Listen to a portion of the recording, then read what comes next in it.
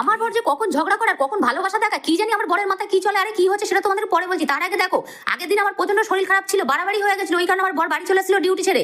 তারপরে যাই হোক সকালবেলা ঘুম থেকে উঠে আমার বর বলে তোমাকে কোনো কাজ করতে হবে না, আমি সব করে রেখে তারপর ডিউটি যাবো। এইদিকে আমার বর ঘুম থেকে উঠেই বাসি ঘরটা আগে ঝাড় দিয়ে নিল। ঝাড় দিয়ে নেওয়ার পরে যেই গামলাটা খুলে দেখলো গামলার মধ্যে এক গাদা জামা কাপড়, সব জামা কাপড় আমার বর ছুঁড়ে ফেলে দিল। বলে তোর এত জামা কাপড় হয় কি করে, রোজ রোজ তোর কাঁচা কেন রে, তুই কাচবি আর জ্বর বাঁধাবি ঠান্ডা লাগবি আর আমি তোর জন্য বারবার ডিউটি ছেড়ে আসবো।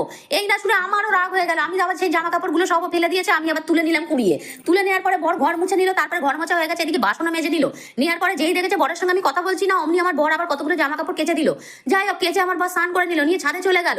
ছাদে গিয়ে এক একে জামা কাপড় মেলে দিল, জানা নমুনার মেলা, কিন্তু এখন আমার শরীর চলছে না, কিছু করারও নেই, আমাকে মেনেই নিতে হবে। তারপরে যাই হোক বর রেডি টেডি হয়ে নিল, আমি এদিকে ডিমের অমলেট করতে গেলাম। ও বাবা, ভালোবাসাটা কি বলতো, আজকে তো শ্রাবণ মাসের প্রথম, ওই কারণে আমার বর দেখি আমার বর কাচের চুড়ি নিয়ে এসে এনে রেখে দিয়েছিল।